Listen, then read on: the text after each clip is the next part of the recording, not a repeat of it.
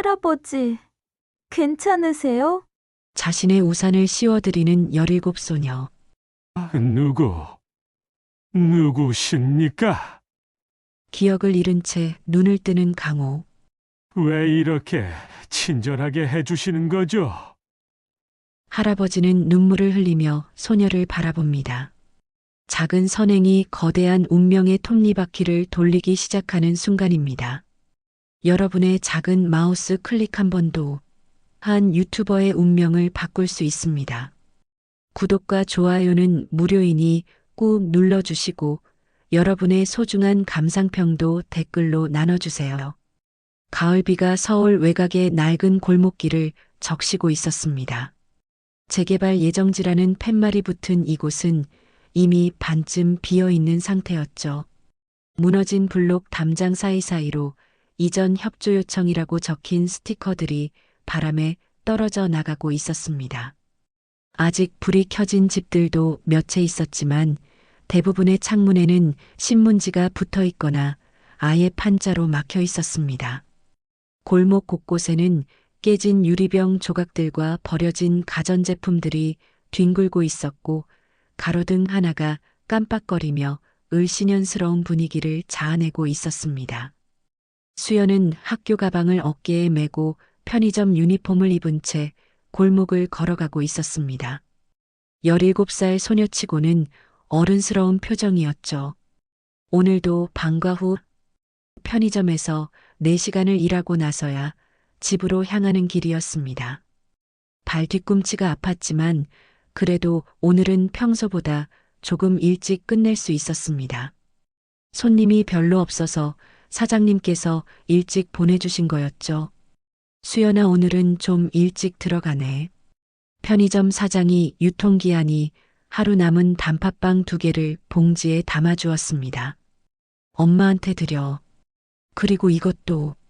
사장은 따뜻한 캔커피 하나와 삼각김밥 하나를 더 내밀었습니다.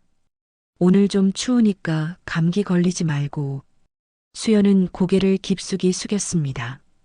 감사합니다. 정말 항상 죄송해요.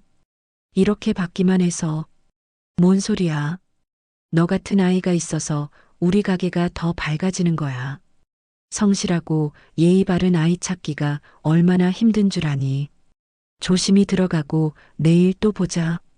집까지는 아직 15분 정도 더 걸어야 했습니다. 반지하 단칸방에서 엄마 오미자와 둘이 사는 집이었죠.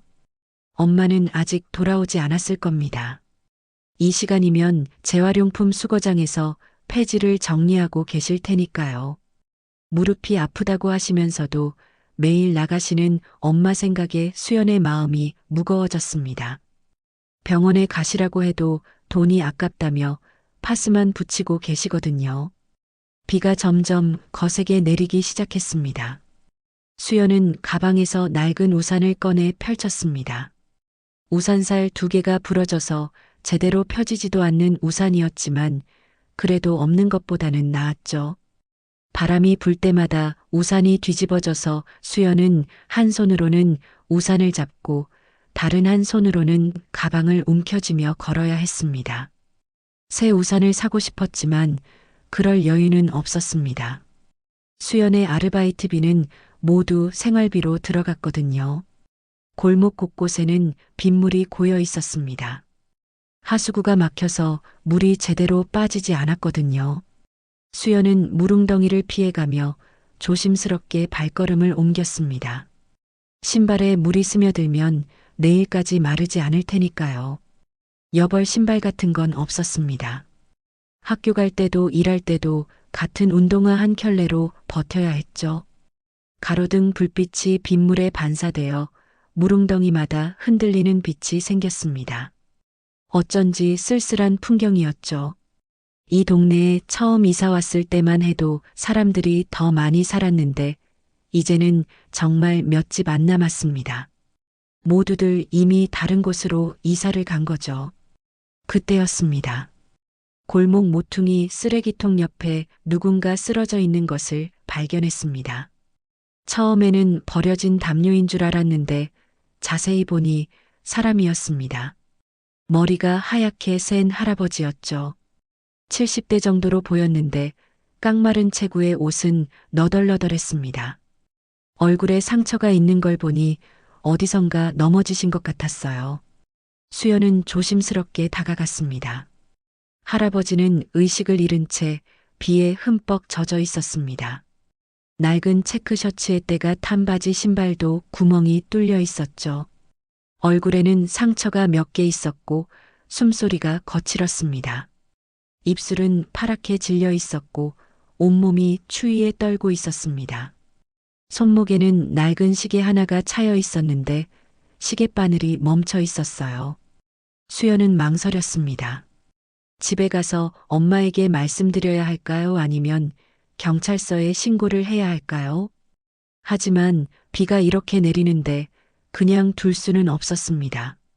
엄마가 항상 하신 말씀이 떠올랐습니다. 수연아, 우리가 어렵다고 해서 다른 사람의 어려움을 모른 척해서는 안 된다. 어려울 때일수록 서로 도와야 하는 거야. 결국 수연은 자신의 우산을 할아버지 위에 씌워주었습니다. 그리고 가방에서 편의점에서 받은 단팥빵 하나를 꺼내 할아버지 옆에 놓았습니다. 비닐봉지로 2번 싸서 젖지 않게 했죠. 따뜻한 캔커피도 함께 놓았습니다. 할아버지가 깨어나시면 드실 수 있게 말이에요. 할아버지 괜찮으세요? 할아버지는 눈을 살짝 떴습니다. 흐릿한 눈동자로 수연을 바라보았죠. 몇 초 동안 초점을 맞추지 못하더니 천천히 수연의 얼굴을 보았습니다. 그런데 표정이 너무 당황스러워 보였어요. 마치 자신이 어디에 있는지 전혀 모르는 것 같았죠. 누구십니까? 할아버지의 목소리는 쉬어 있었습니다. 저는 그냥 지나가던 학생이에요. 할아버지 많이 아프세요? 병원에 가셔야 할 것 같은데. 할아버지는 몸을 일으키려고 했지만 힘이 없었습니다. 수연이 조심스럽게 할아버지의 팔을 잡아 일으켜 세웠습니다. 할아버지는 수연보다도 가벼웠습니다. 제대로 식사를 하지 못하신 것 같았어요. 저는 제가 누군지도 모르겠습니다. 할아버지가 중얼거렸습니다. 여기가 어디인가요? 저는 왜 여기에 있는 거죠? 수연은 놀랐습니다. 기억을 잃으신 건가요? 할아버지 혹시 어디 다치신 곳은 없으세요? 머리는 안 아프세요? 할아버지는 대답 대신 고개를 조금 끄덕였습니다. 그러더니 수연이 놓은 빵을 보았습니다. 이건 누가? 제가 놓은 거예요. 드셔도 돼요. 많이 추우실 텐데. 할아버지는 떨리는 손으로 빵을 집어들었습니다. 한 입 베어 물더니 갑자기 눈물을 흘렸습니다. 마치 오랫동안 굶주렸던 사람이 따뜻한 음식을 받았을 때처럼 감격스러워 하셨어요. 왜 이렇게 친절하게 해주시는 거죠? 저는 누군지도 모르는데 아무것도 기억이 안 나는데. 수연은 자신의 후드 점퍼를 벗어 할아버지에게 덮어주었습니다. 그냥요. 할아버지가 너무 추워 보이셔서요. 잠깐만 기다리세요. 도움을 불러올게요. 하지만 할아버지는 수연의 손목을 잡았습니다. 아니에요. 그냥 잠깐만. 이렇게 누군가 저에게 친절하게 해주신 게 언제인지도 기억이 안 나네요. 정말 고맙습니다. 수연은 할 수 없이 할아버지 곁에 앉아 있었습니다. 비가 점점 더 세게 내렸지만 우산 없이도 괜찮았습니다. 할아버지가 더 급했으니까요. 수연은 자신의 가방에서 수건을 꺼내 할아버지의 젖은 머리를 닦아주었습니다. 할아버지, 저 여기 근처에 살아요. 제가 내일 또 와도 될까요? 뭔가 더 가져다 드릴게요. 따뜻한 음식이나 담요 같은 거 말이에요. 할아버지는 놀란 표정을 지었습니다. 왜 그러시겠어요? 저는 아무것도 해드릴 수 있는 게 없는데 누군지도 모르고 돈도 없고. 그냥요. 할아버지가 걱정되거든요. 혼자 계시면 안 될 것 같아요. 이렇게 추운데 아프시면 어떡해요. 할아버지는 한참 동안 수연을 바라보았습니다. 그러더니 작은 목소리로 말했습니다. 감사합니다. 정말 감사합니다. 이런 따뜻한 마음을 받을 자격이 있는지 모르겠지만 정말 고맙습니다. 그날 밤 수연은 집에 돌아와서도 계속 할아버지 생각이 났습니다. 엄마 오미자는 딸이 젖은 채로 들어온 것을 보고 걱정했습니다. 수연아, 왜 이렇게 흠뻑 젖었니? 우산 가져갔잖아. 우산이 부러져서요. 괜찮아요, 엄마. 수연은 할아버지 이야기는 하지 않았습니다. 엄마가 걱정하실까 봐서였죠. 대신 마음속으로 다짐했습니다. 내일도 할아버지를 찾아가겠다고, 뭔가 도움이 될 수 있는 일을 하겠다고. 비록 우리도 넉넉하지 않지만 누군가에게는 따뜻한 손길이 될 수 있을 거라고. 다음 날 오후 수연은 편의점 일을 마치고 평소보다 빠른 걸음으로 그 골목을 향했습니다. 가방에는 어제보다 더 많은 것들이 들어 있었죠. 유통기한이 임박한 샌드위치 2개와 따뜻한 우유 한 팩, 그리고 엄마 몰래 가져온 작은 담요 하나였습니다. 엄마가 예전에 쓰시던 거라 낡긴 했지만 그래도 없는 것보다는 나을 거라고 생각했어요. 밤이 되면 더 추워질 테니까 말이에요.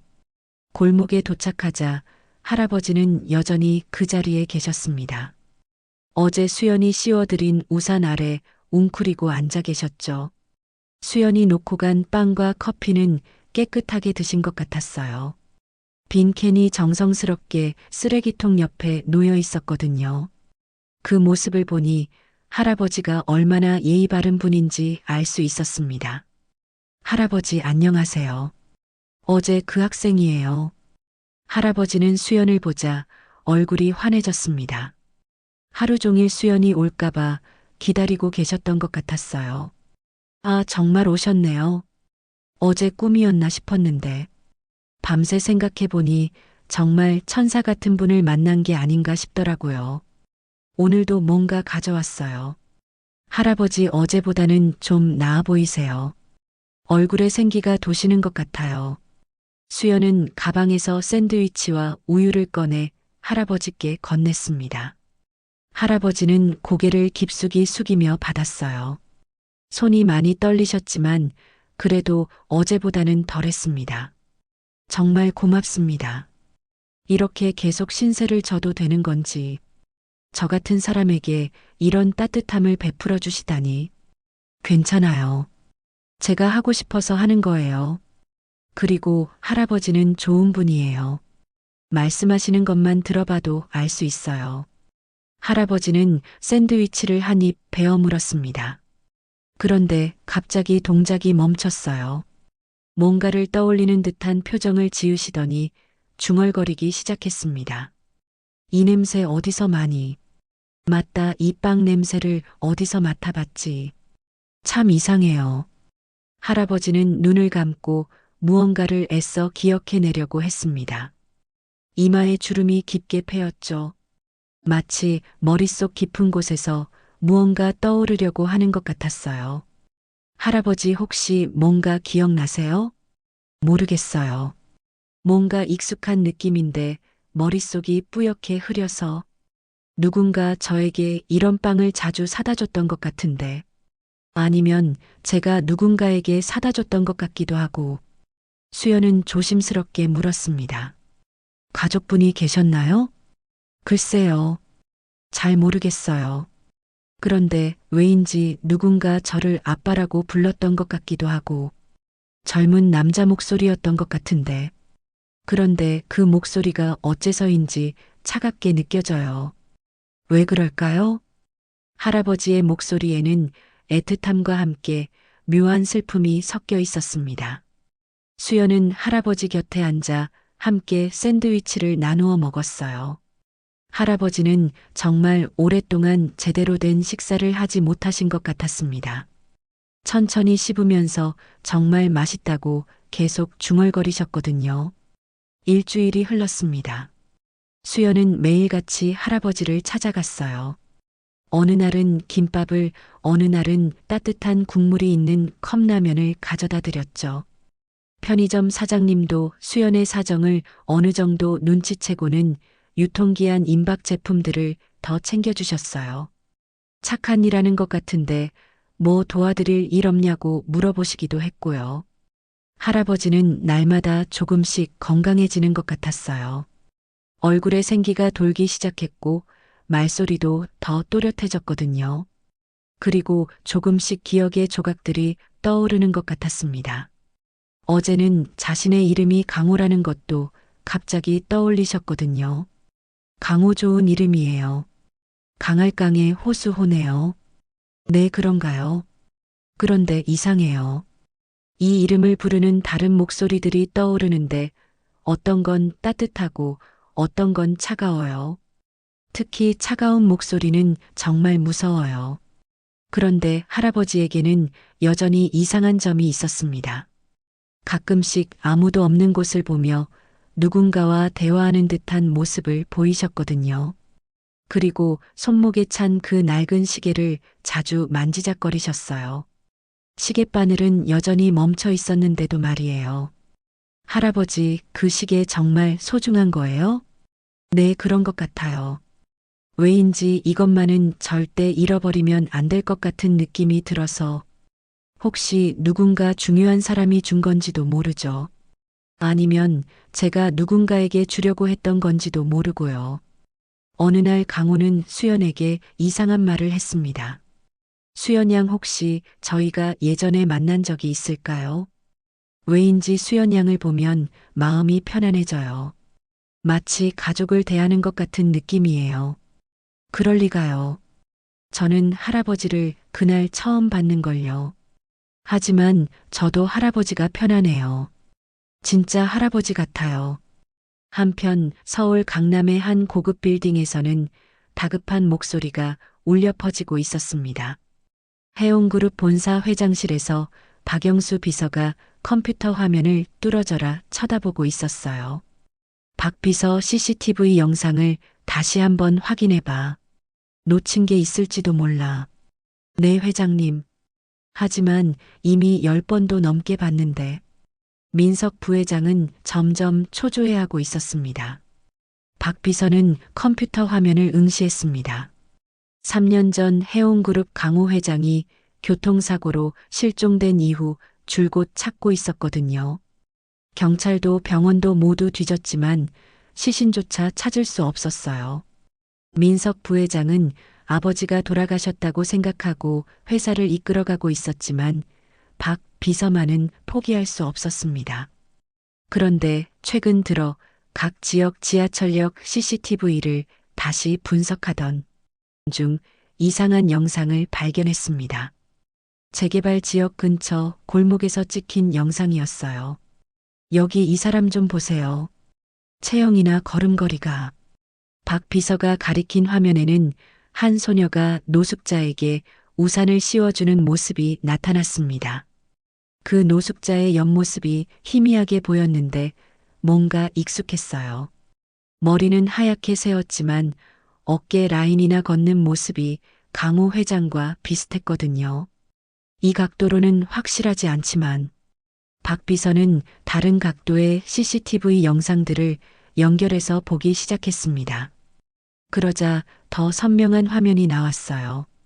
비록 머리가 하얗게 새고 많이 말랐지만 분명히 강호 회장이었습니다. 15년 동안 함께 일했던 박 비서가 틀릴 리 없었어요. 맞습니다.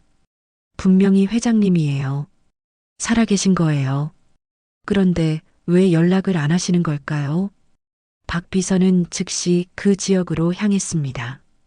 3년 동안 찾아 헤맸던 회장님이 정말 살아계시다니. 그런데 왜 연락을 하지 않으신 걸까요? 혹시 기억을 잃으신 건 아닐까 하는 생각이 들었어요. 아니면 무슨 사정이 있으신 건 아닐까요? 박 비서가 그 골목에 도착했을 때는 해가 지고 난 후였습니다. 수연이 막 할아버지에게 저녁 도시락을 가져다 드리고 있었죠. 할아버지, 오늘은 볶음밥이에요. 편의점에서 새로 나온 거래요. 정말 맛있어 보여요. 고맙습니다, 수연 양. 정말 매일 이렇게 해주시면 제가 어떻게 보답해야 할지, 이 은혜를 어떻게 갚아야 할까요? 그때 정장을 입은 남자가 골목으로 들어왔습니다. 박 비서였죠. 그는 강호를 보자마자 무릎을 꿇었어요. 회장님, 정말 회장님이십니다. 3년 동안 얼마나 찾았는지 모릅니다. 강호는 깜짝 놀라며 박 비서를 바라봤습니다. 누구십니까? 저를 아시나요? 회장님이라고 하셨는데. 회장님, 저 박영수입니다. 15년 동안 회장님 비서로 일했던 박영수요. 정말 모르시겠어요? 박 비서는 주머니에서 낡은 사진 한 장을 꺼냈습니다. 강호와 함께 찍은 회사 창립 기념 사진이었어요. 강호는 그 사진을 보자 머리를 갑자기 잡았습니다. 아, 머리가 어지러워요. 뭔가 떠오르는 것 같은데. 이 얼굴이 낯익어요. 회장님, 천천히 생각해 보세요. 해운그룹 기억나시죠? 회장님께서 직접 설립하신 회사예요. 수연은 옆에서 이 상황을 지켜보며 놀라움을 감추지 못했습니다. 자신이 돌봐드린 할아버지가 회사 회장이었다니. 그것도 해운그룹이라니. 그 유명한 대기업 말이에요. 이럴 수가 있나요? 박 비서는 강호에게 더 많은 것들을 보여주었습니다. 회사 아이디카드 복사본, 가족 사진들, 그리고 강호가 즐겨 차고 다니던 손목시계와 똑같은 모델의 사진까지요. 이 시계 기억나시죠? 회장님께서 아드님께 물려주시려고 하셨던, 아드님 생일 선물로 준비하셨던 거예요. 강호는 자신의 손목시계를 내려다봤습니다. 그리고 천천히 고개를 끄덕였어요. 조금씩 기억이 나는 것 같습니다. 제가 정말 그 사람이었나요? 그럼 왜 저는 여기에 있는 거죠? 그날 밤 수연은 집에 돌아와서도 잠을 이루지 못했습니다. 강호 할아버지가 대기업 회장이라는 사실이 믿기지 않았거든요. 그렇다면 앞으로는 어떻게 될까요? 할아버지는 자신을 기억해 주실까요? 아니면 이제 다른 세계로 돌아가시는 걸까요? 작은 선행으로 시작된 일이 이렇게 큰 일로 번질 줄은 꿈에도 생각하지 못했습니다. 박 비서는 그날 밤 강호를 임시로 근처 모텔에 머물게 했습니다. 3년 만에 찾은 회장님을 다시 잃을 수는 없었거든요. 수연은 모든 상황이 꿈 같았지만 할아버지가 안전한 곳에 계시게 되어 다행이라고 생각했어요.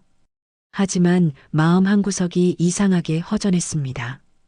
다음 날 아침 박 비서는 강호에게 더 많은 자료들을 가져왔습니다. 회사 관련 서류들과 가족 사진들, 그리고 강호가 평소 즐겨 읽던 책들까지요. 특히 손목시계에 대한 이야기를 더 자세히 들려주었습니다. 회장님, 이 시계 정말 기억 안 나세요? 아드님 민석 부회장님 25번째 생일에 직접 선물하시려고 하셨던 거예요. 그런데 그날 아드님과 큰 다툼이 있으셨죠. 강호는 시계를 만지작거리며 무언가를 떠올리려고 애썼습니다.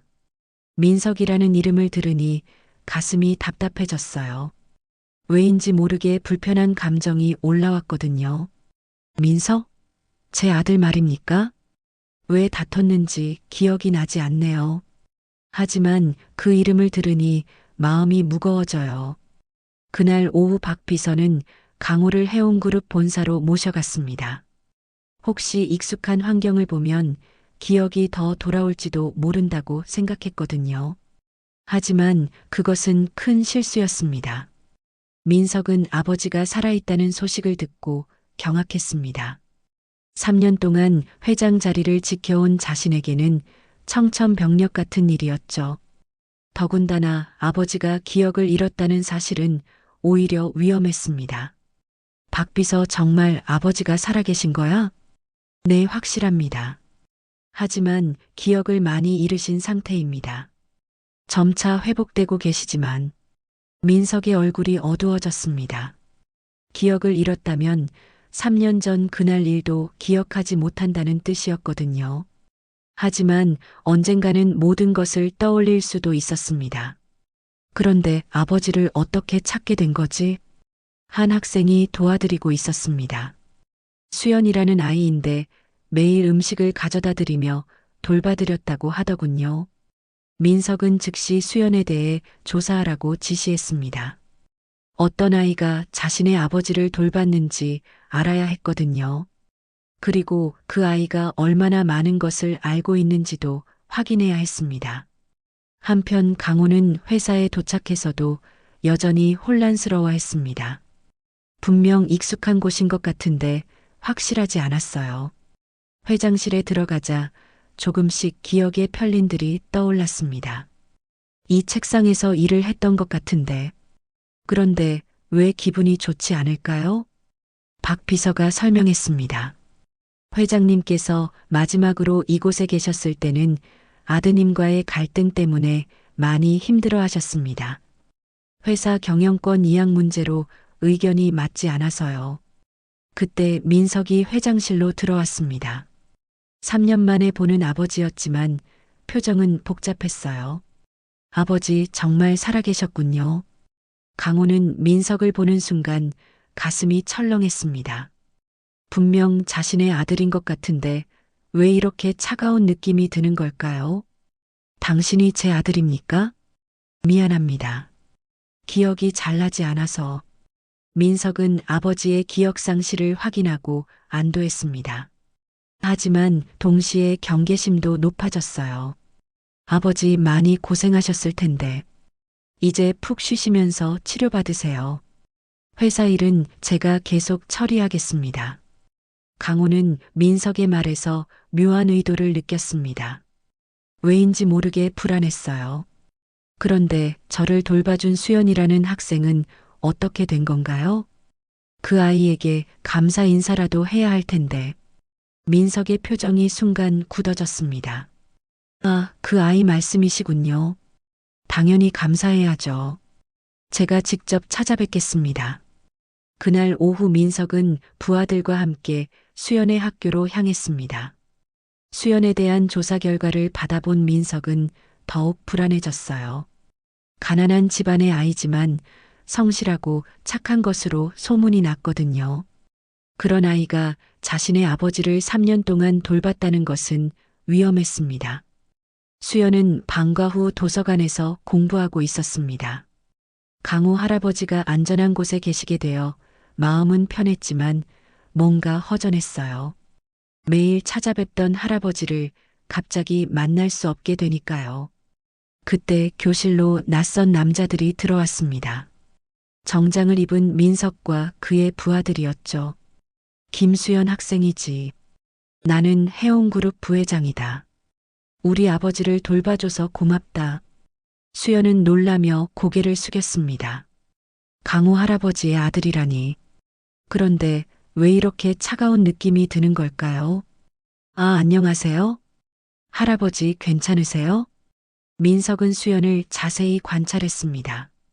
정말 순수해 보이는 아이였어요. 하지만 그래서 더 위험했습니다. 아버지께서 많이 고마워하신다. 그런데 혹시 아버지가 무슨 말씀을 하셨나? 과거에 대한 이야기나. 수연은 고개를 저었습니다. 아니요. 할아버지는 기억을 잘 못하셨어요. 그냥 아프신 것 같아서 도와드린 것 뿐이에요. 민석은 안도했지만 여전히 경계를 늦추지 않았습니다. 그래, 그럼 앞으로는 아버지 일에 신경 쓰지 마라. 우리가 잘 모실 테니까. 수연은 뭔가 이상한 느낌을 받았습니다. 강호 할아버지는 아들에 대해 불편해 하셨는데 왜 이 사람은 이렇게 차갑게 말하는 걸까요? 혹시 할아버지를 만날 수 있을까요? 안부라도 여쭙고 싶어서요. 민석은 단호하게 고개를 저었습니다. 아버지는 지금 치료가 우선이다. 외부 사람을 만나시면 안 된다고 의사가 그랬다. 수연은 실망했지만 어쩔 수 없었습니다. 하지만 뭔가 석연치 않았어요. 그날 저녁 민석은 수연의 신상 정보를 더 자세히 조사했습니다. 그리고 충격적인 사실을 발견했어요. 수연의 어머니 오미자가 3년 전 강호의 교통사고 당시 근처에서 청소 일을 하고 있었다는 것이었습니다. 혹시 그 여자가 뭔가 봤을지도 모른다. 더 철저히 조사해봐. 민석은 점점 불안해졌습니다. 3년 전 자신이 저지른 일이 밝혀질 수도 있었거든요. 한편 강호는 호텔에서 혼자 시간을 보내며 점점 더 많은 것들을 기억해내고 있었습니다. 특히 민석과의 마지막 대화가 선명해지고 있었어요. 아버지, 이제 시대가 바뀌었어요. 구식 경영으로는 안 됩니다. 민석아, 너무 성급하게 굴지 마라. 회사는 신중하게 이끌어가야 한다. 그날의 차가운 대화와 민석의 적대적인 눈빛이 떠올랐습니다. 그리고 그 이후 일어난 교통사고까지 강호는 손목시계를 바라보며 중얼거렸습니다. 이 시계를 민석에게 주려고 했던 걸까? 아니면 다른 누군가에게 주려고 했던 걸까? 그때 갑자기 수연의 얼굴이 떠올랐습니다. 그 따뜻한 미소와 순수한 마음이. 강호는 무언가 중요한 것을 깨닫기 시작했습니다. 내가 정말 찾고 있던 건 회사도 돈도 아니었을 텐데. 그럼 무엇이었을까? 그날 밤 강호는 박 비서에게 부탁했습니다. 수연을 만나고 싶다고. 그 아이에게 직접 감사 인사를 전하고 싶다고. 하지만 박 비서는 난색을 표했습니다. 민석 부회장님께서 당분간은 외부 접촉을 금지하라고 하셨습니다. 강호는 그제야 확실히 깨달았습니다. 민석이 자신을 감시하고 있다는 것을, 그리고 수연이 위험에 처할 수도 있다는 것을. 민석은 그날 밤 잠을 이루지 못했습니다. 아버지가 기억을 되찾는 것도 문제였지만 수연이라는 아이가 더 큰 위협이었어요. 3년 전 그날의 진실을 혹시 알고 있을지도 모르니까요. 새벽이 되자 민석은 결심을 굳혔습니다. 수연을 완전히 제거해야 한다고. 다음 날 아침 수연은 평소처럼 학교에 갔습니다. 하지만 뭔가 이상했어요. 교실 분위기가 평소와 달랐거든요. 친구들이 수연을 보는 시선이 어색했고 선생님들도 어딘지 모르게 냉랭했습니다. 수연아, 교무실로 좀 와봐. 담임 선생님의 목소리에는 평소의 따뜻함이 없었습니다. 수연은 가슴이 두근거리며 교무실로 향했어요. 교무실에는 교장 선생님과 교감 선생님, 그리고 낯선 정장 차림의 남자가 앉아 있었습니다. 해온그룹에서 온 사람이었죠. 김수연 학생 앉아봐. 해온그룹에서 나오셨다. 수연은 조심스럽게 자리에 앉았습니다. 왜 학교까지 찾아온 걸까요? 수연 학생 혹시 최근에 노숙자를 도운 일이 있지? 네, 맞습니다.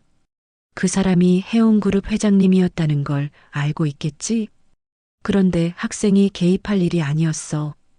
이제 그만 손을 떼는 게 좋겠다. 수연은 이해할 수 없었습니다. 왜 할아버지를 도운 것이 잘못된 일인지 모르겠어요. 저는 그냥 아픈 할아버지를 도운 것뿐인데요. 뭔가 잘못한 게 있나요? 정장 남자는 차갑게 말했습니다. 학생 같은 애들이 함부로 개입하면 안 되는 일들이 있어. 앞으로는 해온그룹과 관련된 일에 절대 관여하지 마. 교장 선생님도 거들었습니다. 수연아, 좋은 일을 한 건 알겠지만 이제는 그만하는 게 좋겠다. 학교에서도 곤란해진다. 수연은 충격을 받았습니다. 자신이 한 일이 왜 문제가 되는지 이해할 수 없었어요. 더군다나 학교에서까지 이런 압력을 받을 줄은 몰랐습니다. 점심시간이 되자 더 이상한 일들이 벌어졌습니다. 평소 친하게 지내던 친구들이 수연을 피하기 시작했어요. 수연아, 너 진짜 대기업 회장이랑 뭔 일 있는 거야? 아니야, 그냥 길에서 아픈 할아버지를 도운 것뿐이야. 그런데 왜 학교에 그런 사람들이 와? 무서워서 너랑 같이 있기 싫어. 친구들의 차가운 반응에 수연은 마음이 아팠습니다. 자신이 뭘 잘못했는지 모르겠는데 모든 사람들이 자신을 피하고 있었어요. 방과 후 수연은 편의점에 갔습니다. 하지만 사장님도 평소와 달랐어요. 수연아, 미안한데 오늘부터 일 나오지 마. 네? 왜요? 제가 뭘 잘못했나요? 아니다. 너 잘못한 건 없어. 그런데 오늘 정장 입은 사람들이 와서 너한테 일 시키지 말라고 하더라고. 무슨 일인지는 모르겠지만 나도 장사해야 하니까. 수연은 절망했습니다. 하루 만에 모든 것이 무너지고 있었어요. 학교에서도 아르바이트에서도 쫓겨나다시피 했거든요. 집으로 돌아가는 길에 수연은 더 충격적인 광경을 목격했습니다. 집 앞에 고급 세단 2대가 서 있었고 정장을 입은 남자들이 엄마와 이야기하고 있었어요. 오미자 씨 딸을 잘 단속하셔야겠어요. 함부로 큰 집안일에 개입하면 안 되거든요. 엄마는 겁에 질린 표정으로 고개를 끄덕이고 있었습니다. 저희 수연이가 뭘 잘못했다는 건가요? 잘못한 건 없어요. 다만 앞으로는 조심하라는 뜻이에요. 특히 언론이나 다른 사람들에게 함부로 말하면 안 된다는 거죠. 수연이 집 앞에 나타나자 남자들은 차를 타고 떠났습니다. 엄마는 수연을 보자마자 안아주었어요. 수연아, 괜찮니? 무슨 일이야? 엄마, 죄송해요. 제가 할아버지를 도운 게 문제가 된 것 같아요.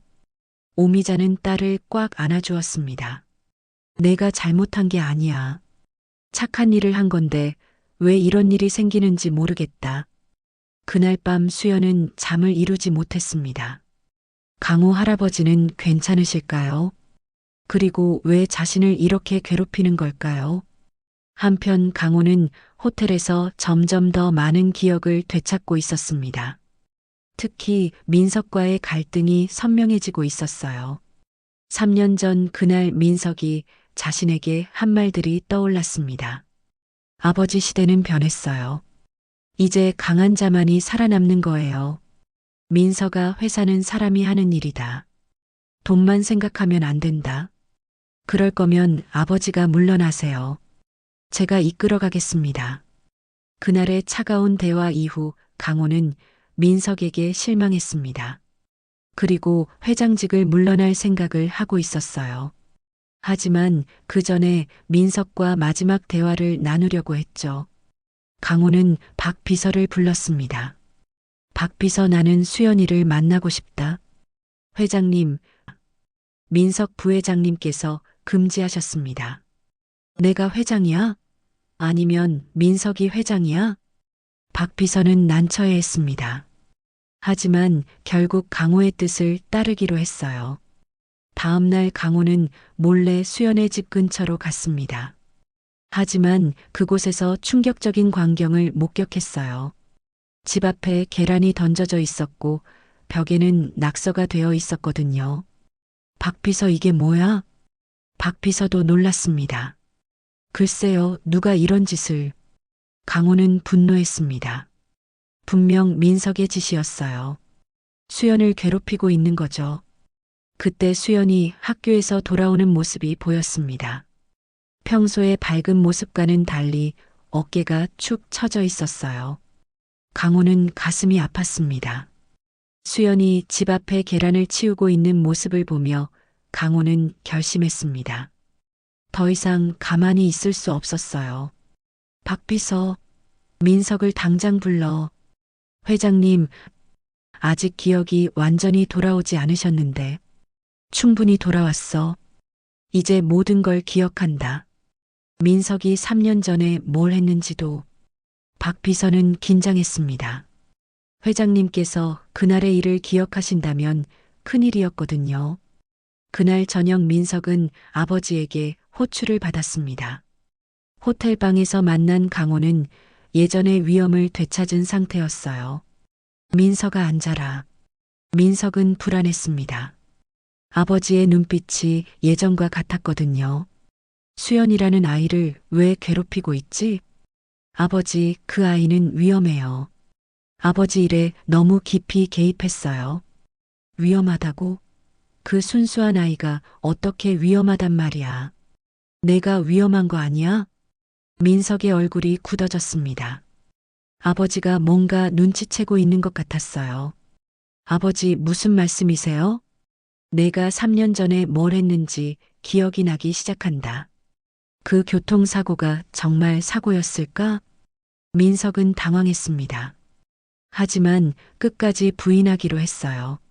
아버지 사고는 사고예요.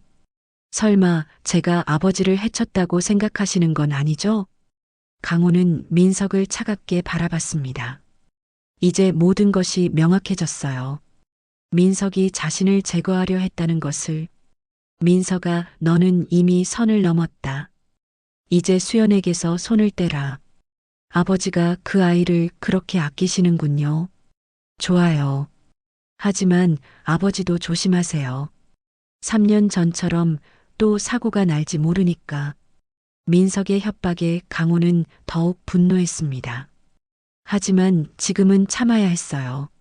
수연을 지키기 위해서라도. 민석과의 대화 이후 강호는 더 이상 가만히 있을 수 없었습니다. 수연이 위험에 처해 있다는 것을 확신했거든요. 박 비서에게 지시했습니다.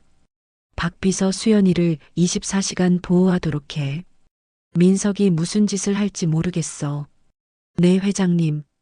그런데 너무 노골적으로 하면 민석 부회장이 눈치챌 수 있습니다. 괜찮아. 이미 모든 걸 알고 있으니까. 다만 수연이가 다치지 않게 하는 게 중요해. 강호의 예상은 틀리지 않았습니다. 민석은 아버지와의 대화 이후 더욱 조급해졌어요. 수연을 완전히 제거해야 한다고 생각했거든요. 다음 날 아침 수연은 학교에 가는 길이었습니다. 요즘 며칠 동안 친구들도 자신을 피하고 선생님들도 차갑게 대했지만 그래도 학교는 가야 했어요.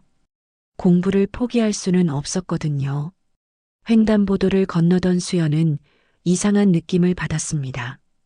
뒤에서 누군가 자신을 지켜보고 있는 것 같았어요. 뒤돌아보니 검은 승용차 한 대가 천천히 따라오고 있었습니다. 수연은 걸음을 빨리 했습니다. 하지만 그 차도 속도를 높였어요. 갑자기 차가 가속하면서 수연을 향해 돌진했습니다. 위험해. 어디선가 들린 목소리와 함께 누군가 수연을 밀어냈습니다. 박 비서가 몰래 수연을 보호하고 있다가 간발의 차이로 구해낸 거였어요. 차는 가로등을 들이받고 멈췄습니다. 학생 괜찮아요? 수연은 땅에 넘어져서 무릎이 까졌지만 생명에는 지장이 없었습니다. 하지만 충격이 너무 커서 말을 할 수 없었어요. 누가 왜 자신을 죽이려고 하는 걸까요? 곧 구급차와 경찰이 도착했습니다. 차 안에 있던 운전자는 술에 취한 상태라고 주장했지만 박 비서는 의심스러웠어요. 너무 정교한 타이밍이었거든요. 수연은 병원으로 이송되었습니다. 다행히 큰 부상은 없었지만 정신적 충격이 컸어요. 엄마 오미자는 딸의 소식을 듣고 급히 병원으로 달려왔습니다. 수연아, 괜찮니? 어쩜 이런 일이. 엄마, 저 정말 무서워요. 누군가 저를 죽이려고 하는 것 같아요. 오미자는 딸을 꽉 안아주었습니다. 최근 며칠 동안 일어난 일들이 우연이 아니라는 걸 깨달았거든요. 그때 강호가 병원에 도착했습니다. 수연의 사고 소식을 들은 즉시 달려온 거였어요. 수연아, 괜찮니? 할아버지, 왜 여기에 오셨어요? 위험하실 수도 있는데. 나는 괜찮아. 내가 다쳤다는 소식을 듣고 가만히 있을 수 없었어. 강호는 수연의 상처를 보며 분노가 치밀었습니다. 분명 민석의 짓이었어요. 수연아, 미안해. 내 때문에 내가 이런 일을 당했구나. 아니에요, 할아버지. 제가 알아서 조심했어야 했는데. 강호는 수연의 손을 잡았습니다. 이제 더 이상 참을 수 없었어요. 박 비서, 지금 당장 민석과 관련된 모든 증거를 수집해 3년 전 교통사고 당시의 차량 정비 기록부터 오늘 사고까지 모든 것을 조사해. 네, 회장님. 이미 준비하고 있었습니다. 박 비서는 가방에서 두꺼운 파일을 꺼냈습니다. 3년 동안 모아온 자료들이었어요. 회장님, 이것부터 보세요. 3년 전 사고 당일 민석 부회장이 직접 차량을 정비소에 맡겼던 기록입니다. 브레이크 계통을 점검하라고 했다가 갑자기 취소했어요. 강호는 서류를 보며 경악했습니다. 민석이 정말로 자신을 죽이려 했던 거였어요. 그리고 이것은 보험 관련 서류입니다. 사고 한 달 전에 민석 부회장이 회장님 명의의 보험을 대폭 늘렸습니다. 수혜자는 자신으로 해서요. 강호는 모든 것을 이해했습니다. 민석이 치밀하게 계획한 살인이었던 거죠. 그런데 더 충격적인 건 이겁니다. 박 비서가 또 다른 서류를 내밀었습니다. 회장님께서 작성하신 진짜 유언장이 있었습니다. 민석 부회장에게는 회사 지분의 30%만 상속하고 나머지는 자선단체에 기부한다는 내용이었어요. 강호는 기억이 났습니다. 민석의 탐욕에 실망해서 유언장을 그렇게 작성했던 거였어요. 민석이 이걸 알았다면 분명 화가 났을 거야. 맞습니다. 그래서 회장님을 제거하려고 했던 것 같습니다. 회장님이 돌아가시면 법적 상속인인 민석 부회장이 모든 것을 상속받게 되니까요. 수연은 옆에서 이 모든 이야기를 듣고 있었습니다. 자신이 도왔던 할아버지가 정말로 아들에게 배신당한 거였어요. 할아버지 정말 힘드셨겠어요. 강호는 수연을 바라보며 눈물을 흘렸습니다. 내가 아니었다면 나는 영영 진실을 모른 채 살았을 거야. 내가 날 살렸구나. 수연도 눈물을 흘렸습니다. 저는 그냥 아픈 할아버지를 도운 것뿐인데요. 아니야. 넌 나에게 가족이 뭔지 다시 알려줬어. 진짜 가족은 피가 아니라 마음으로 연결되는 거라는 걸 말이야. 그때 병실 문이 열리며 민석이 들어왔습니다. 겉으로는 걱정하는 척했지만 눈빛은 차가웠어요. 아버지, 수연 학생 괜찮나요? 소식을 듣고 깜짝 놀랐습니다. 민석아, 이제 그만해라. 나는 모든 걸 기억한다. 민석의 표정이 굳어졌습니다. 뭘 기억하신다는 거죠? 내가 3년 전에 뭘 했는지, 오늘 수연이에게 뭘 했는지 다 안다. 민석은 당황했지만 끝까지 발뺌했습니다. 아버지, 무슨 말씀이신지 모르겠어요. 저는 아버지를 사랑합니다. 사랑한다고? 박 비서가 서류들을 내밀었습니다. 그럼 이것들은 뭐지? 브레이크 정비 기록, 보험 증액 내역, 그리고 오늘 사고를 낸 운전자와 내가 주고받은 동거래 내역까지. 민석은 모든 증거를 보며 절망했습니다. 더 이상 숨길 수 없었어요. 아버지, 저는 그냥 회사를 잘 이끌고 싶었을 뿐입니다. 아버지의 구식 경영으론 안 된다고 생각했어요. 그래서 아버지를 죽이려고 했단 말이야. 그리고 그 착한 아이까지 해치려고 했고. 강호는 분노와 슬픔이 동시에 밀려왔습니다. 자신이 그토록 사랑했던 아들이 이런 일을 저질렀다니. 수연은 병침에서 일어나 강호의 손을 잡았습니다. 할아버지, 너무 슬퍼하지 마세요. 이제 진실을 알았으니까 새로 시작하면 돼요. 강호는 수연을 보며 마음을 다잡았습니다. 맞아. 이제 새로 시작해야지. 그리고 넌 내 딸이야. 내가 내 아버지가 되겠다. 수연은 눈물을 흘리며 고개를 끄덕였습니다. 할아버지가 아니라 아버지라니. 꿈만 같았어요. 민석은 모든 것을 잃었다는 걸 깨달았습니다. 하지만 마지막까지 포기하지 않았어요. 좋아요. 그럼 법정에서 보죠. 과연 누가 이길지. 민석이 병실을 나가자 강호는 박 비서에게 지시했습니다. 경찰에 신고하고 검찰에도 알려. 이제 민석은 법의 심판을 받아야 해. 수연은 강호의 품에 안겨 처음으로 아버지의 따뜻함을 느꼈습니다. 험난한 길이 기다리고 있겠지만 이제 혼자가 아니었어요. 병원에서 하루를 보낸 수연은 퇴원할 수 있게 되었습니다. 하지만 집으로 돌아가는 것이 두려웠어요. 민석이 또 무슨 짓을 할지 모르겠거든요.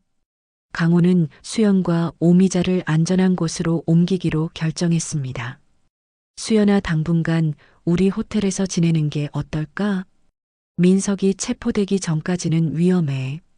엄마 오미자는 고급 호텔에 머무는 것이 부담스러웠습니다. 회장님, 저희가 이런 곳에 있어도 되는 건가요? 너무 비싸잖아요. 돈 걱정은 하지 마세요. 수연이가 저를 살렸는데 이 정도는 당연한 거예요. 수연은 호텔방에서 창밖을 바라보며 복잡한 마음이었습니다. 며칠 사이에 자신의 인생이 완전히 바뀌었거든요. 가난하지만 평범했던 일상에서 갑자기 대기업 회장의 딸이 될 수도 있다는 상황까지. 엄마, 저 정말 할아버지의 딸이 되어도 될까요? 오미자는 딸의 머리를 쓰다듬었습니다. 수연아, 내 마음이 편한 대로 해. 그분은 정말 좋은 분 같으니까. 하지만 수연에게는 걱정이 많았습니다. 자신이 간호사가 되고 싶다는 꿈을 포기해야 하는 건 아닐까요? 갑작스럽게 부자가 되면 자신이 변하는 건 아닐까요? 다음 날 강호는 수연에게 이야기했습니다. 수연아, 내가 부담스럽다면 천천히 생각해도 돼. 하지만 나는 정말로 내가 내 딸이 되었으면 좋겠어. 할아버지, 아니 아버지, 저도 그러고 싶어요. 하지만 제가 간호사가 되고 싶다는 꿈은 포기하지 않아도 될까요? 물론이지. 오히려 내가 도와주겠어. 최고의 간호대학에 보내주고 장학금도 만들어서 다른 아이들도 도울 수 있게 하자. 수연의 얼굴이 밝아졌습니다. 정말요? 그럼 저처럼 어려운 집 아이들도 도울 수 있겠네요. 그래. 그리고 내가 그날 저를 도왔듯이 더 많은 사람들을 도울 수 있는 재단을 만들자. 한편 민석은 점점 궁지에 몰리고 있었습니다. 경찰 수사가 본격적으로 시작되었고 증거들이 속속 드러나고 있었거든요. 특히 3년 전 교통사고와 관련된 결정적 증거가 발견되었어요. 변호사는 민석에게 조언했습니다. 부회장님, 상황이 좋지 않습니다. 증거가 너무 명확해요. 합의를 생각해 보시는 게 어떨까요? 합의라니. 내가 뭘 잘못했다는 거야. 하지만 민석은 마지막 카드를 준비하고 있었습니다. 해운그룹 이사진들 중에는 아직 자신의 편이 있었거든요. 그들을 이용해서 아버지를 다시 회장 자리에서 끌어내리려고 했어요. 며칠 후 해운그룹 이사회가 열렸습니다. 강호의 복귀를 공식적으로 논의하는 자리였죠. 하지만 일부 이사들은 반대 의견을 제시했습니다. 회장님께서 3년간 실종 상태였는데 갑자기 복귀하시는 것이 주주들에게 혼란을 줄 수 있습니다. 맞습니다. 그리고 민석 부회장님이 그동안 회사를 잘 이끌어왔는데 갑작스러운 변화는 강호는 예상했던 반응이었습니다. 민석이 3년 동안 자신의 세력을 구축해 놓았거든요. 하지만 그때 예상치 못한 인물이 강호의 편을 들었습니다.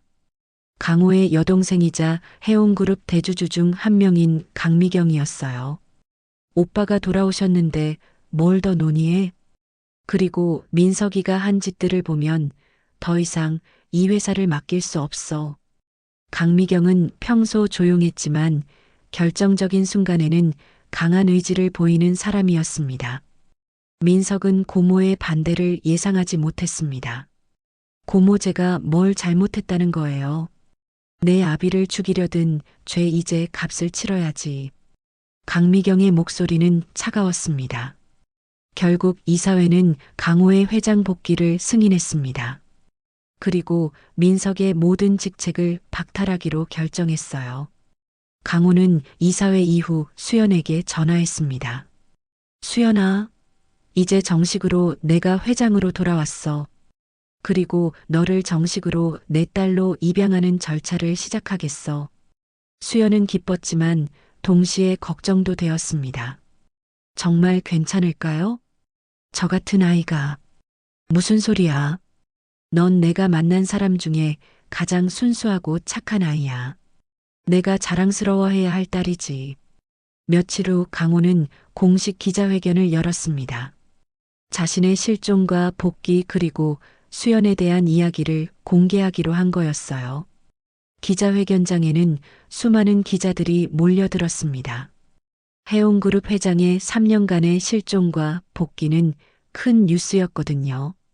강호는 단상에 서서 말했습니다. 저는 3년 전 교통사고로 기억을 잃고 거리를 헤매고 있었습니다. 그런 제게 한 소녀가 따뜻한 손길을 내밀어 주었습니다. 수연은 강호 옆에 서서 떨고 있었습니다. 이렇게 많은 사람들 앞에 서본 것은 처음이었거든요.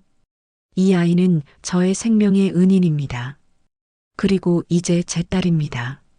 강호는 수연의 어깨에 손을 올렸습니다. 기자들이 질문을 쏟아냈습니다.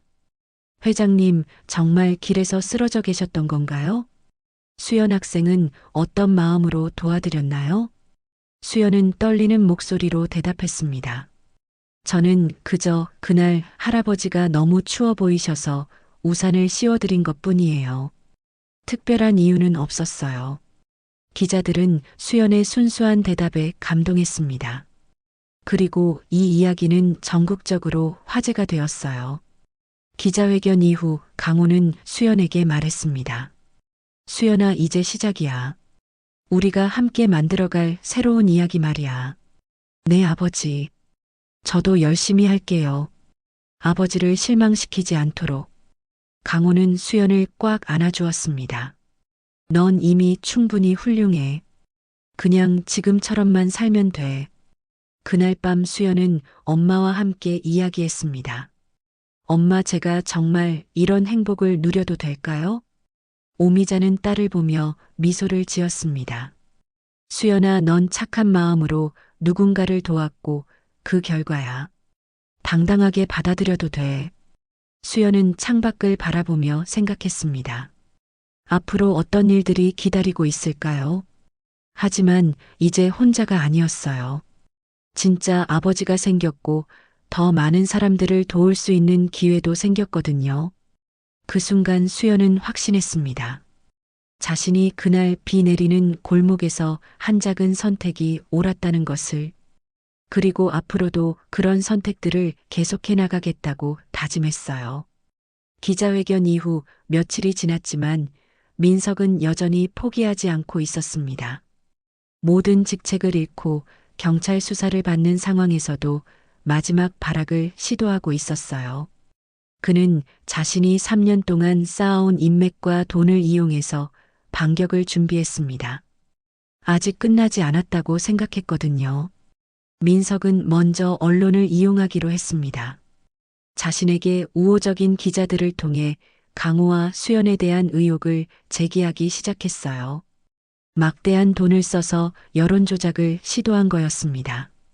해운그룹 회장 복귀에 숨겨진 진실이라는 제목의 기사가 일부 매체에 실렸습니다. 기사에는 강호가 정말로 기억을 잃었는지 의심스럽다는 내용과 수연이 처음부터 계획적으로 접근했을 가능성이 있다는 추측이 담겨 있었어요. 심지어 수연의 가족 배경을 파헤치며 의도적으로 접근했다는 억지 주장까지 나왔습니다. 수연은 이런 기사들을 보며 깊이 상처받았습니다. 자신이 순수한 마음으로 한 일이 이렇게 의심받고 왜곡되다니 견디기 힘들었어요. 학교에서도 친구들이 다시 자신을 이상하게 바라보기 시작했거든요. 아버지, 사람들이 저를 나쁘게 생각하면 어떡해요? 정말 그냥 도와드린 것뿐인데 저는 아무것도 바라지 않았어요. 강호는 수연을 꽉 안아주며 위로했습니다. 수연아, 진실은 언젠가 반드시 밝혀져. 우리는 떳떳하니까 걱정하지 마. 악한 사람들의 마지막 발악일 뿐이야. 하지만 민석의 공격은 여기서 그치지 않았습니다. 그는 거액의 돈을 들여서 각종 자선단체에 기부하기 시작했어요. 자신의 이미지를 세탁하려는 치밀한 작전이었죠. 언론에는 민석의 선행 기사들이 쏟아졌습니다. 민석은 특별히 준비한 언론 인터뷰에서 눈물까지 흘리며 말했습니다. 저는 아버지를 진심으로 사랑합니다. 그리고 아버지가 돌아오신 것을 정말 기뻐하고 있어요. 다만 회사 경영에 대한 의견 차이가 있었을 뿐입니다. 아버지를 해치려 했다는 것은 말도 안 되는 누명입니다. 일부 언론과 여론은 다시 흔들리기 시작했습니다. 민석의 치밀한 여론 조작이 어느 정도 효과를 보고 있었거든요. 하지만 박 비서는 민석의 이런 행동을 예상하고 있었습니다. 그는 더 결정적인 증거를 준비하고 있었거든요. 3년 동안 모아온 결정타 말이에요. 회장님, 이제 민석 부회장의 진짜 모습을 세상에 공개할 때입니다. 더 이상 숨겨둘 이유가 없어요. 박 비서는 3년 전 민석이 강호와 마지막으로 나눈 대화를 비밀리에 녹음한 파일을 공개했습니다. 그날 민석은 아버지에게 노골적으로 회장직 이양을 요구했고 거절당하자 협박까지 했었거든요. 모든 대화가 생생하게 담겨 있었어요. 아버지 시대는 변했어요. 이제 물러나셔야 합니다. 저는 더 이상 기다릴 수 없어요. 민서가 회사는 돈만으로 하는 게 아니다. 사람을 생각해야 해. 직원들과 고객들을 생각해야 한다고. 웃기는 소리 하지 마세요. 이 바닥에서 살아남으려면 강해야 해요. 아버지 같은 구식 사고로는 안 돼요. 그럼 내가 물러나지 않으면 어쩔 건데? 그럼 제가 모든 걸 빼앗아도 상관없겠네요. 아버지가 원하는 대로 될 거라고 생각하지 마세요. 이 녹음 파일이 주요 방송사를 따라 공개되자 여론은 완전히 뒤바뀌었습니다. 민석이 정말로 아버지를 제거하려 했다는 것이 명확해졌거든요. 그의 차가운 목소리와 협박적인 말투가 고스란히 담겨 있었어요. 그뿐만 아니라 박 비서는 민석이 수연을 해치려고 사주한 결정적 증거도 연이어 공개했습니다. 교통사고를 낸 운전자와 민석 사이의 동거래 내역과 통화 녹음까지 모든 것이 적나라하게 드러났어요. 이건 그 계집애를 조용히 처리하라고 했지 죽이라고 한 적은 없어. 하지만 부회장님, 그 아이가 계속 방해가 되면 일이 복잡해집니다. 알아서 해. 다만 흔적을 남기지는 마. 그리고 돈은 충분히 줄 테니까 깔끔하게 정리해. 네, 알겠습니다. 사고처럼 보이게 하겠습니다. 이 충격적인 녹음이 공개되자 전 국민이 분노했습니다. 민석은 더 이상 변명할 수 없었어요. 검찰은 즉시 민석에 대한 구속영장을 신청했고 법원은 즉시 발부했습니다. 민석은 마지막까지 발버둥쳤습니다. 해외 도피를 시도했지만 인천공항에서 체포되었어요. 그의 모든 재산도 동결되었고 협조자들도 줄줄이 검거되었습니다. 법정에 선 민석은 여전히 자신의 잘못을 완전히 인정하지 않았습니다. 저는 회사를 위해서 한 일입니다. 아버지가 너무 구식이어서 어쩔 수 없었어요. 저에게도 선택권이 있었던 거 아닙니까? 하지만 증거는 너무나 명확했고 변호사도 포기 상태였습니다. 판사는 민석에게 살인미수와 교사 혐의로 징역 15년을 선고했어요. 추가로 전 재산 몰수까지 명령했습니다. 선고를 듣는 순간 민석은 완전히 무너졌습니다. 그동안 자신이 쌓아온 모든 것이 한순간에 사라진 거였어요. 돈도 권력도 자유도 모든 걸 잃었습니다. 강호는 법정에서 아들의 몰락하는 모습을 보며 복잡한 심정이었습니다. 미워하면서도 한편으로는 안타까웠거든요. 하지만 이것이 선택의 결과라는 걸 알고 있었어요. 재판이 끝난 후 강호는 수연에게 말했습니다. 수연아, 이제 정말 모든 게 끝났어. 우리는 새로운 시작을 할 수 있게 되었어. 더 이상 위험하지 않아. 네, 아버지. 그런데 민석 오빠가 너무 불쌍해요. 그래도 가족인데. 강호는 수연의 착한 마음을 보며 깊이 감동했습니다. 넌 정말 천사 같구나. 그래도 잘못한 일에는 반드시 대가를 치러야 해. 그게 정의야. 한편 강미경은 강호에게 실용적인 제안을 했습니다. 오빠 이제 민석이 지분도 정리해야 할 것 같아. 그리고 회사 전체 구조조정도 필요하고 새로운 시작을 위해서 말이야. 그래 미경아. 그런데 민석이 지분은 자선단체에 기부하는 게 어떨까? 그게 의미가 있을 것 같아. 정말 좋은 생각이야. 그럼 수연이가 이사장을 맡을 장학재단에 넘기자. 그게 가장 의미 있는 일이 될 거야. 수연은 깜짝 놀라며 눈을 크게 떴습니다. 제가 이사장을 맡는다고요? 저는 아직 고등학생인데 그런 큰 일을 할 수 있을까요? 나이는 중요하지 않아. 내가 가진 순수한 마음과 남을 도우려는 정신이 중요한 거야. 강호는 수연을 다정하게 격려했습니다. 며칠 후 해온 장학재단 설립 발표회가 성대하게 열렸습니다. 수연은 정식으로 이사장에 임명되었고 앞으로 어려운 학생들을 위한 장학사업을 전개하기로 했어요.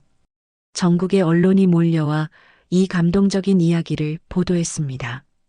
발표회에서 수연은 떨리는 목소리로 소감을 말했습니다. 저는 그저 추운 밤에 아픈 할아버지를 도운 것뿐인데 이렇게 큰 기회와 책임을 갖게 되었습니다.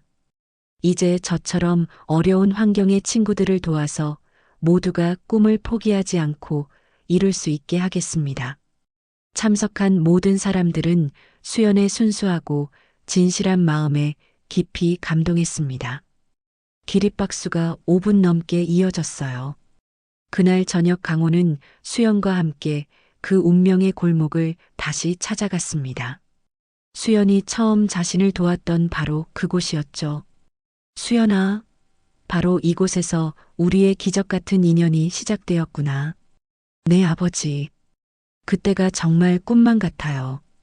그날 우산을 씌워드린 게 이렇게 큰 변화를 가져올 줄은 몰랐어요. 강호는 자신의 손목 시계를 벗어서 수연에게 건넸습니다. 이제 이 시계는 내 것이야. 내가 진짜 내 딸이니까. 그리고 이 시계가 우리의 인연을 기억하게 해줄 거야. 수연은 눈물을 흘리며 그 의미 깊은 시계를 받았습니다. 고장나서 멈춰있는 시계였지만 둘의 특별한 인연을 상징하는 가장 소중한 선물이었어요. 아버지, 저 정말 행복해요.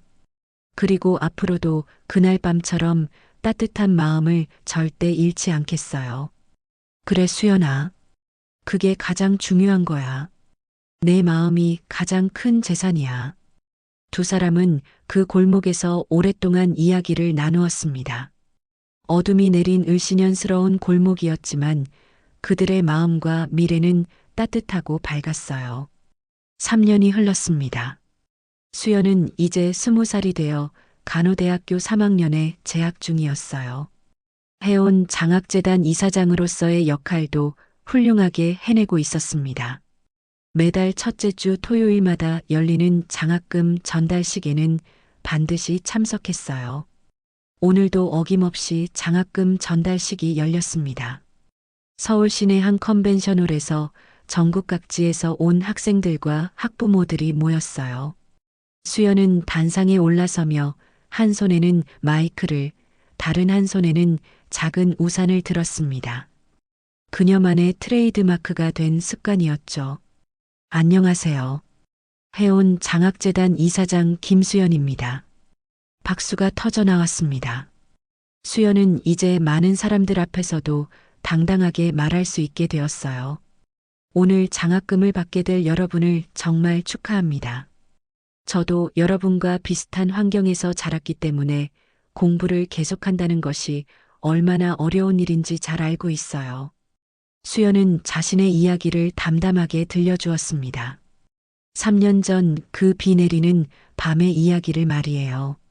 저는 그저 아픈 할아버지 한 분을 도왔을 뿐인데 이렇게 큰 기회를 얻게 되었습니다. 그때 제가 가진 건 낡은 우산 하나와 따뜻한 마음뿐이었어요. 하지만 그것이 모든 걸 바꿔놓았습니다. 청중들은 수연의 이야기에 깊이 감동했습니다. 특히 장학금을 받는 학생들은 눈물을 흘리며 들었어요. 여러분도 언젠가는 다른 누군가에게 우산이 되어 주세요. 도움을 받은 만큼 베풀 수 있는 사람이 되어 주세요. 장학금 전달식이 끝난 후 수연은 학생들과 일일이 악수하며 격려의 말을 건넸습니다. 한 여학생이 수연에게 다가와 말했어요. 언니, 저도 나중에 간호사가 되고 싶어요. 언니처럼 사람들을 도우고 싶어요. 그래, 정말 좋은 꿈이야. 포기하지 말고 열심히 해. 언니가 응원할게. 수연은 그 학생에게 자신의 연락처를 적어주며 언제든지 연락하라고 했습니다.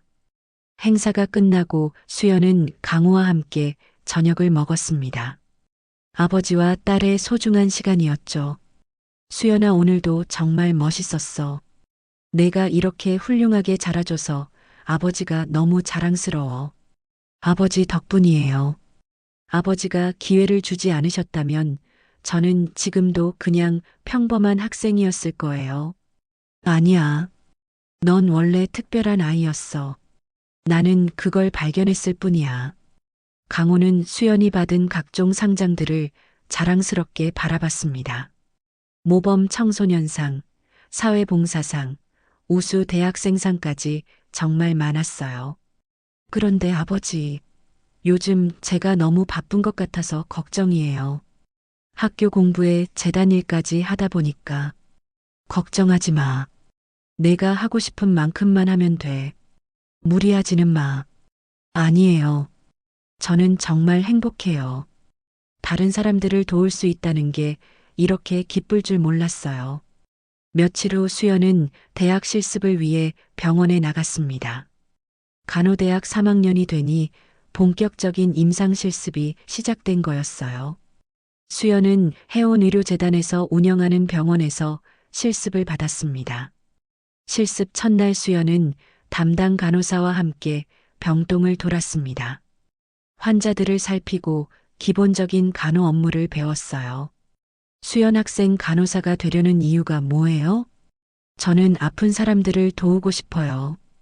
그리고 제가 받은 도움을 다른 사람들에게도 전하고 싶어요. 정말 좋은 마음가짐이네요.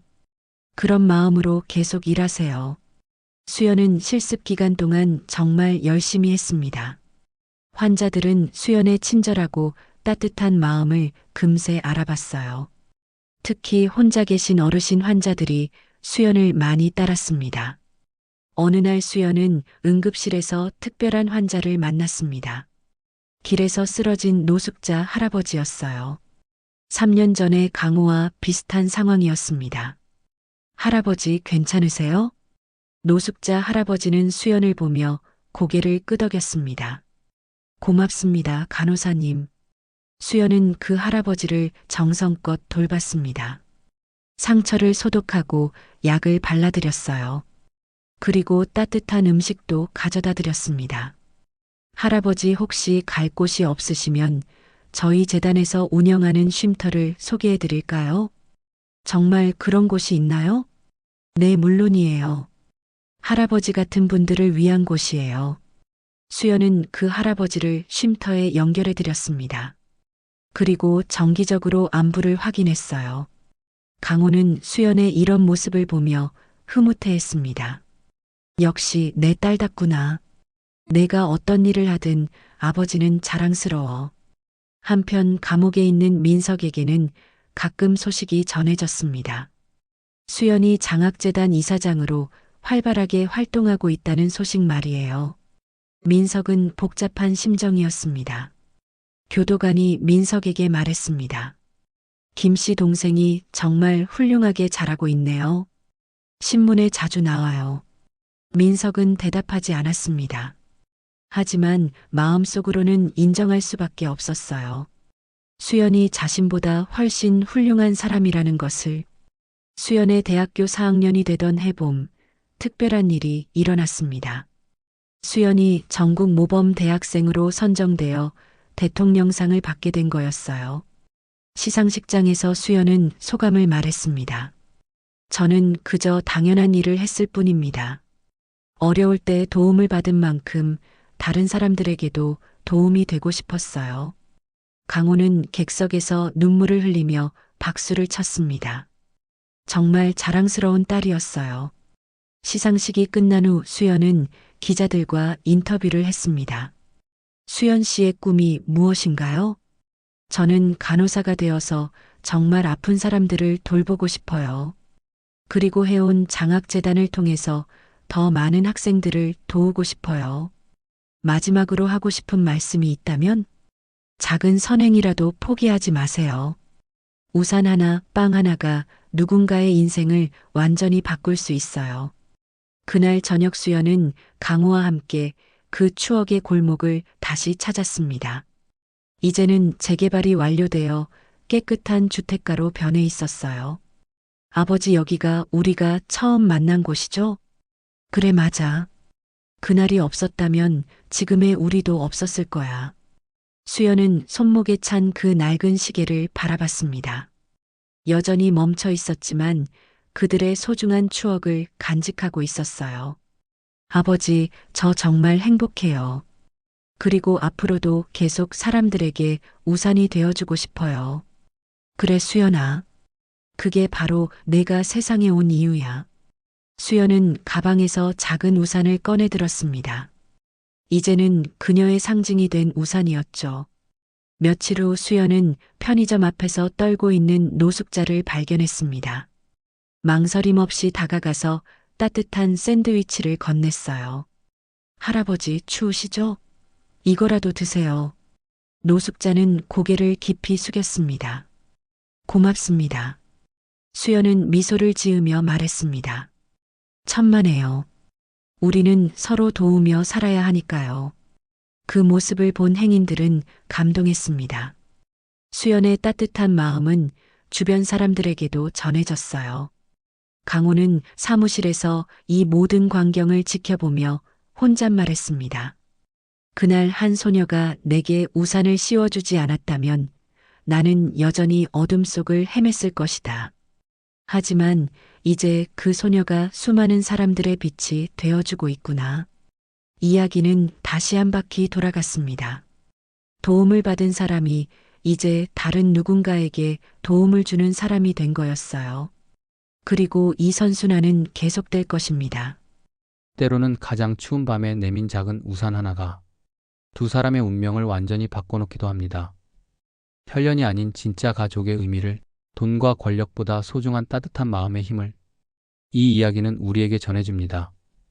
수연이의 순수한 선행이 결국 모든 어둠을 밝히고 진실한 사랑으로 보답받는 모습에서 우리는 여전히 세상이 아름다울 수 있다는 희망을 발견하게 됩니다. 오늘 이야기가 여러분의 마음에 따뜻한 우산이 되었다면 구독과 좋아요로 응원해주세요.